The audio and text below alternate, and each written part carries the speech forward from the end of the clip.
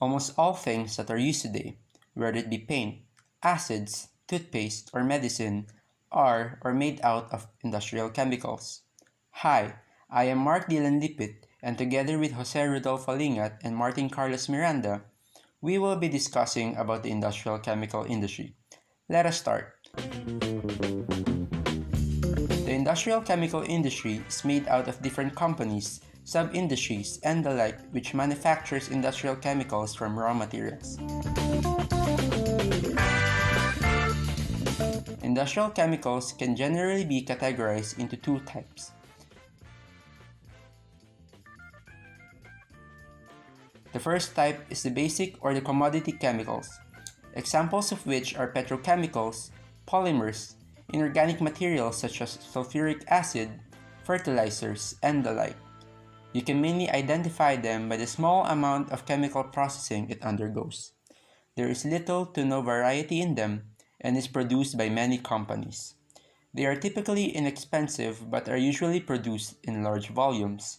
The following type of industrial chemical are the fine or specialty chemicals, examples of which are adhesives, pharmaceutical chemicals, paints, pigments, additives, and such. They are typically produced to satisfy and meet specified requirements of customers. Unlike basic or commodity materials, they are more chemically processed.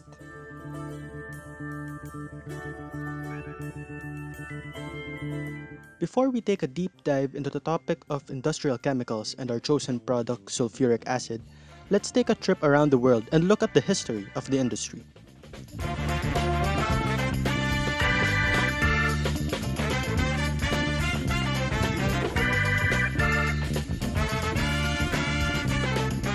We first go to Egypt, where the ancient Egyptians are believed to be the first civilization, back in 4000 to 3000 BCE, to use a form of applied chemistry in soda ash. This was used in creating ornaments and vessels.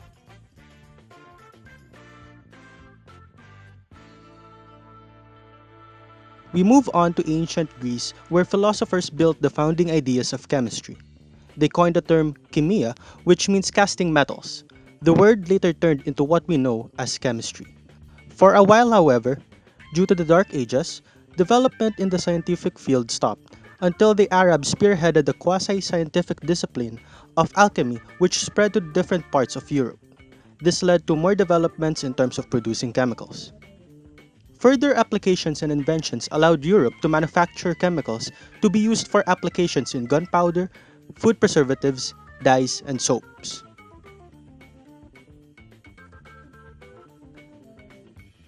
While chemical applications were already being done by this time, it was in the French Antoine Lavoisier's Elementary Treatise of Chemicals in 1789 where people truly had an understanding on the properties and behaviors of chemicals. This started the chemical revolution and chemistry as we know it today. Using the newfound knowledge, inventors were able to apply chemistry into large-scale processes. One of the first notable developments was another French, Nicolas Leblanc, and his process of producing soda ash back in the 1790s.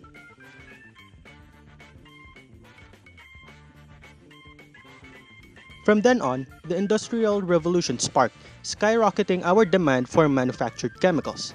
The focus shifted from agriculture into industry and efficiency. Later on, due to studies discovering harmful effects for both the human and the environment, another shift occurred, this time to safety and treatment in chemical plants. As for the history of sulfuric acid and its manufacture, we start with Basilius Valentinus in Germany back in the 15th century, as he is the first known writer to record how to produce sulfuric acid from saltpeter.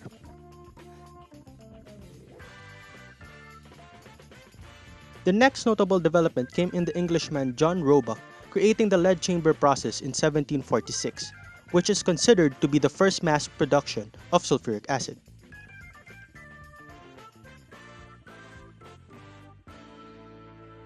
Another Englishman, Peregrine Phillips Jr., developed the contact process in 1831. While this process was indeed more efficient than the lead chamber process, due to the lack of demand, the contact process was only applied into chemical plants by the 1870s, where demand of sulfuric acid went up.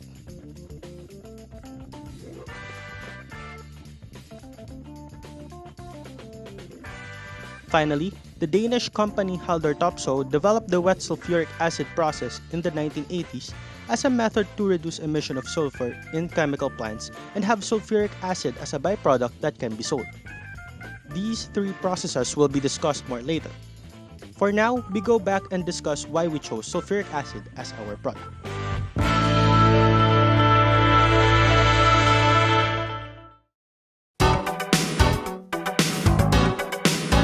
So why sulfuric acid? Sulfuric acid has many known uses ranging from industrial to chemical applications. 1. It is used as a raw material for several industries, which will be discussed in the next section. 2. It is used for the purification of distillates and polymers. It can act as a solvent, which can be utilized in dissolving either the desired material or the impurities. 3. It is a powerful proton donor, a powerful bronzed-lauric acid. It dissociates completely in water to form hydrogen sulfate and hydronium ions. 4. It is a moderately strong oxidizing agent. This is especially observable when it is heated or when it comes in very high concentrations. And 5. It is a powerful dehydrating agent. It readily protonates water to form hydronium ion, so it can easily absorb moisture from the environment. Shown in the list are the top sectors or industries utilizing sulfuric acid. First, the fertilizer industry. In the fertilizer industry, sulfuric acid is used to react with naturally occurring phosphate rock to yield phosphoric acid. Phosphoric acid is then used to produce phosphate fertilizers and ammonium sulfate. Next, chemical manufacturing. An example is the production of hydrochloric acid. Sodium chloride is reacted with sulfuric acid to produce hydrochloric acid and sodium sulfate. Other applications include production of nitric acid, explosives, and synthetic detergents. Next, paper and pulp industry. Sulfuric acid is used to hydrolyze cellulose in pulpwood fibers and make it more soluble. In the automotive industry, it is widely used as an electrolyte in car batteries along lead and lead oxide.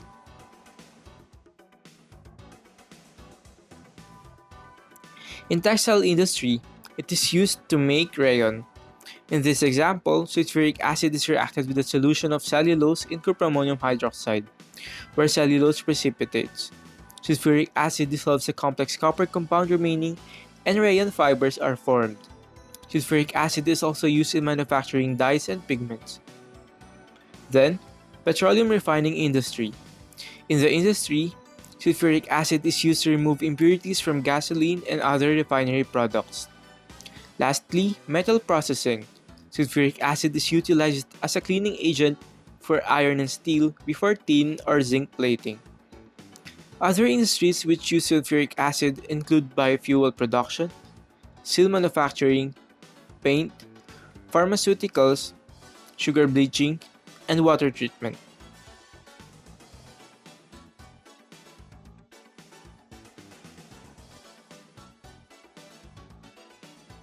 From 2017 to 2022, it was forecasted that the demand for sulfuric acid will rise by 2% per year. Fertilizer demand for sulfuric acid is expected to rise at an annual rate of 2.4%, while demand for chemical use is predicted to rise by 2.5% yearly. Moreover, there is an expected slight decline on sulfuric acid demand by 2022. The expected increase in the demand for sulfuric acid will be brought by the increase in population and the transition of humans to increasing dependence on nutritionally improved crops, which requires higher demand for fertilizer, the primary industry utilizing sulfuric acid. Furthermore, increased production of biofuels will influence the demand. The pie graph shows the sulfuric acid consumption in the year 2017. China comprises 37% of the total consumption, followed by North America at 16%. In descending order, Africa, Latin America, Eastern Europe, Southwest Asia, Middle East, Western Europe, Oceania, Southeast Asia, Northeast Asia, Japan, and Central Europe are accounted for the remaining portion.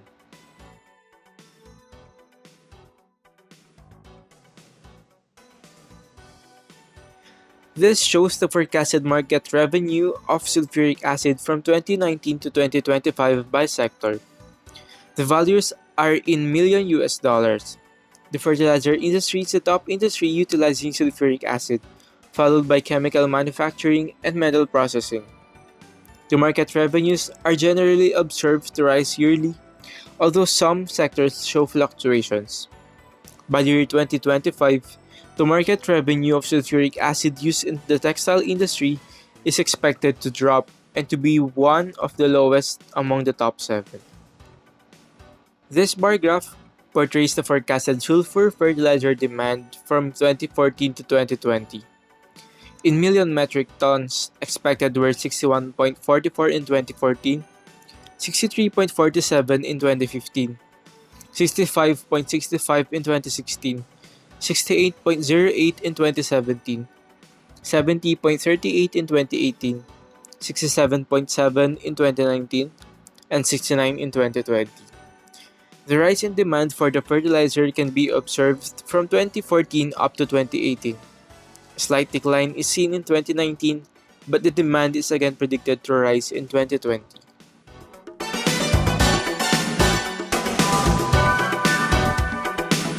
As mentioned in the history section of the report, there are three main processes in producing sulfuric acid. The first is the lead chamber process.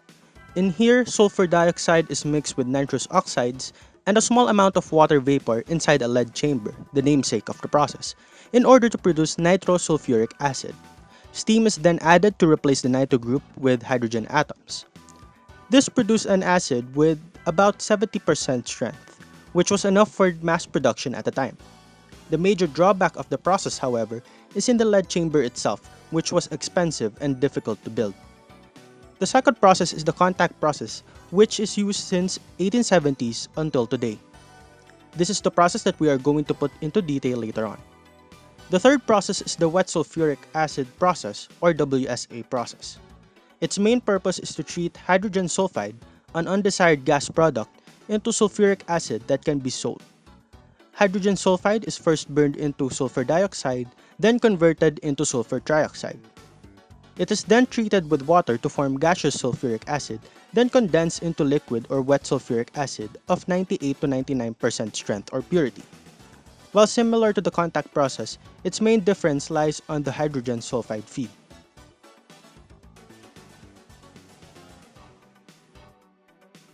In order to produce sulfuric acid, a source of sulfur must be fed.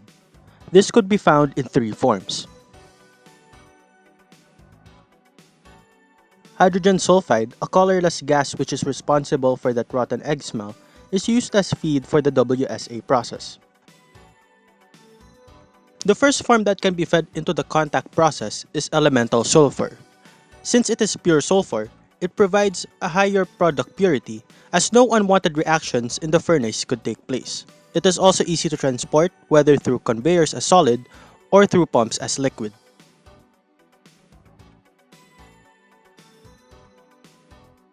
The second form is sulfur ores. Due to impurities, it could provide unwanted reactions, therefore lowering the purity of the product and the efficiency of the contact process. Sulfur ores, such as pyrites, are produced through the Frasch process. With the raw materials out of the way, let's go into the details of the contact process.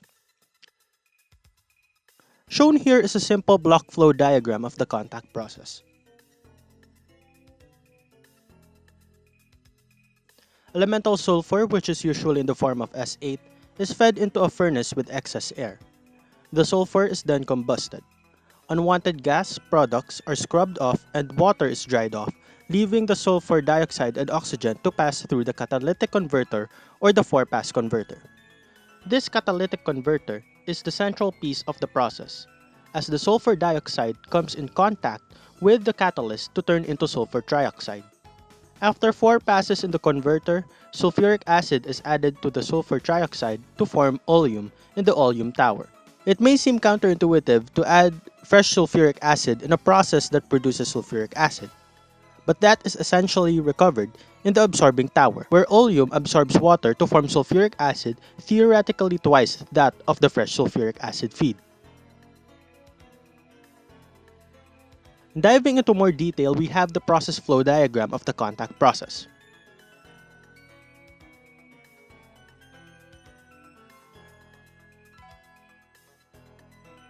As we can see, air is compressed while liquid elemental sulfur is pumped into the furnace. The gaseous products flow into the scrubbers, where water dissolves unwanted products. The waste gases also undergo a heat exchanger before leaving in order to produce some electricity for the plant. Sulfuric acid is fed to the dryer to absorb water added. The remaining sulfur dioxide and oxygen is compressed and heated before going through the catalytic converter.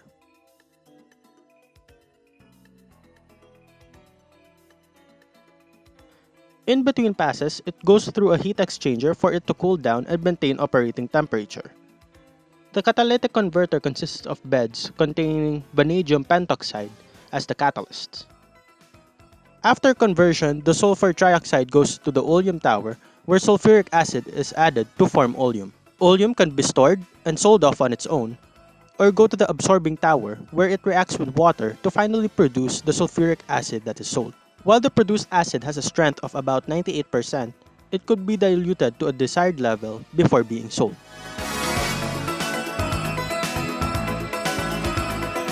Now we go to the unit operations and processes occurring in the production of sulfuric acid.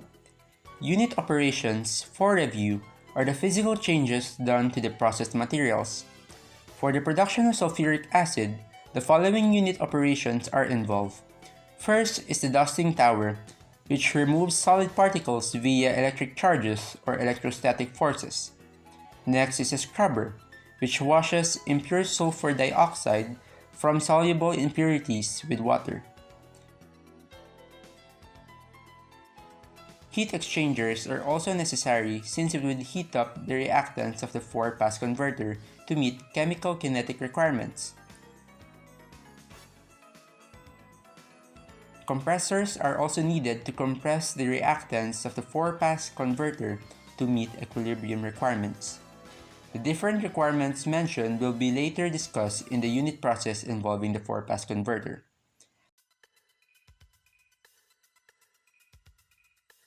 Lastly, reserve concentrated acid can be used to dry the sulfur dioxide before it's entered to the 4-pass converter, as it is a good hygroscopic agent.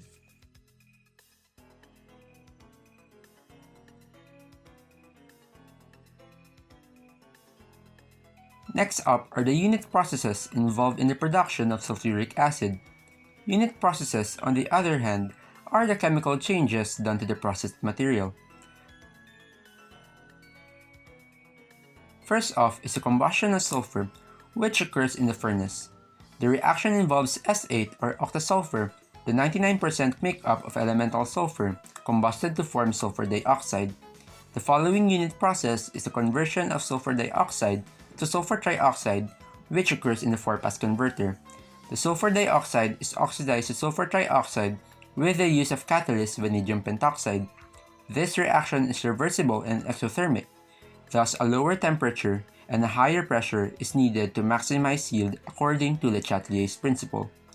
Thus, the reaction is performed at a temperature of 450 degrees Celsius and at pressure of 1 to 2 atmospheres.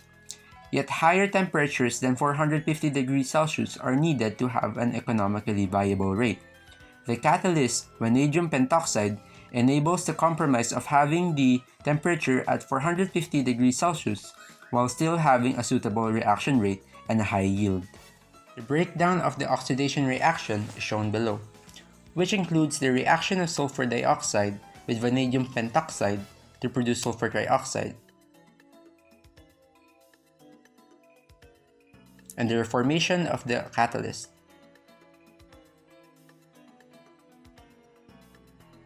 After this unit process, the sulfur trioxide is then reacted with reserve concentrated sulfuric acid in order to form disulfuric acid, which is also called fuming sulfuric acid or more popularly, oleum. This reaction occurs in the oleum tower.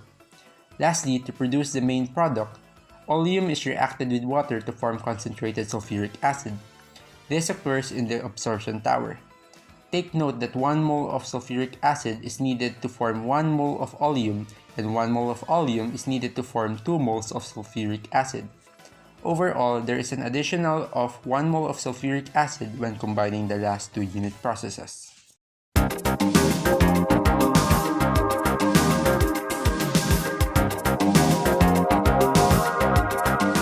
For the conduct process, like any other processes, there are conditions that should be set in order to meet different requirements such as equilibrium and kinetic requirements, or protecting used equipment.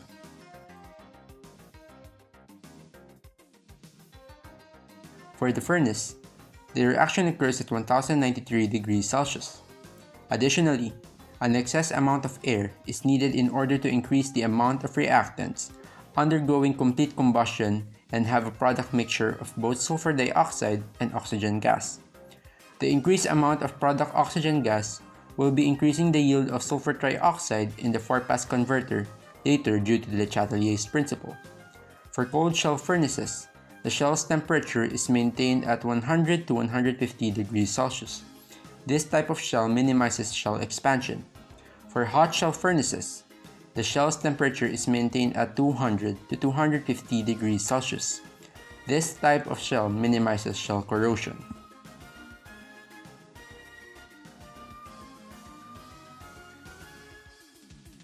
For the 4-pass converter, the reaction should be at 450 degrees Celsius to be maintained by the heat exchanger, as the catalyst vanadium pentoxide requires at least a temperature of 400 degrees Celsius.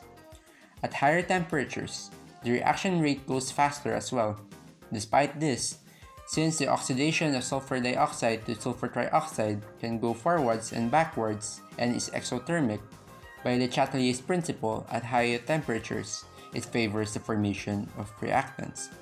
To increase the yield, higher pressures of 1 to 2 atmosphere maintained by the compressor produces a yield of 99.5% sulfur trioxide.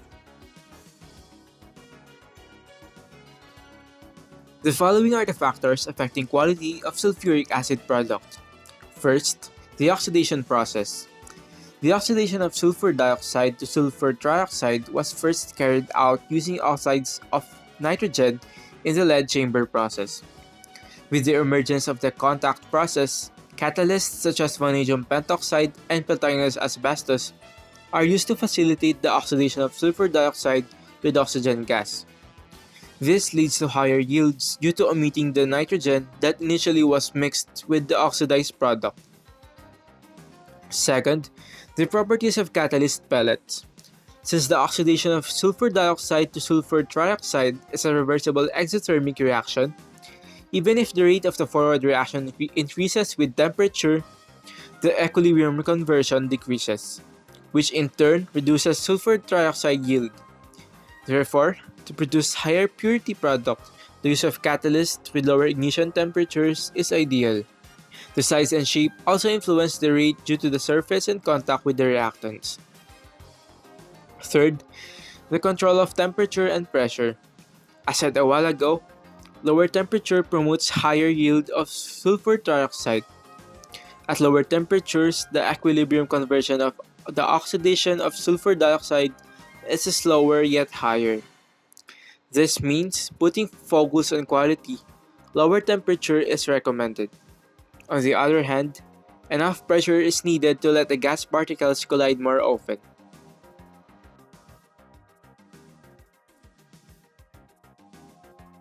Purity. Assuming control of other quality factors, the use of high purity raw materials leads to the high purity of the outgoing stream products. Also, stoichiometric ratios should be borne in mind to limit the presence of excess reactants, such as in the reaction of oleum and water. 1 mole of oleum reacts with 1 mole of water to form 2 moles of sulfuric acid. Therefore, there should be equal number of moles for the reactants. Since purity becomes synonymous with concentration in this respect, and this corresponds to quality, the desired quality of the product can be met with consideration to all factors influencing purity.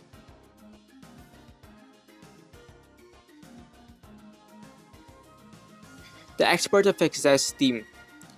Steam forms due to the exothermic reactions in the course of the process. This helps in generating electricity to power up the whole system. Also, proper control of heat from the generation of steam optimizes the temperature of the subsystem so as to have higher yield.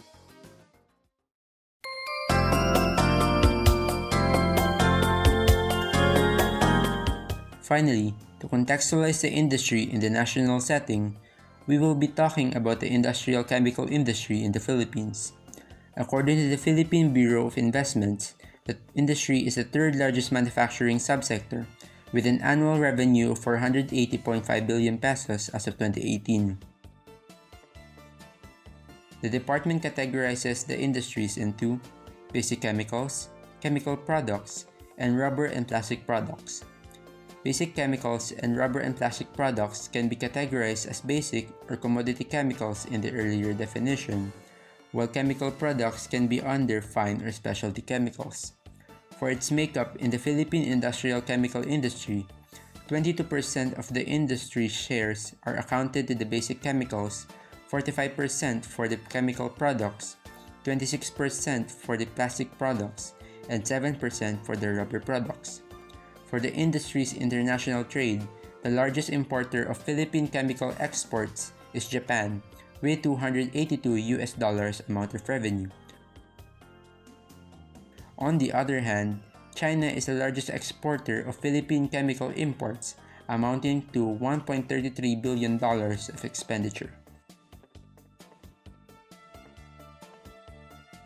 For industries operating in the Philippines, examples of local industries include JG Summit, Camrys Technologies, Pacific Paint Incorporated, and Chemfil Manufacturing Companies Incorporated. Examples of multinational chemical industries include DuPont Far East Philippines, Linde Philippines Incorporated, and 3M Philippines Incorporated. Due to the vastness of the industry as a whole, we are only going to elaborate on two local industries.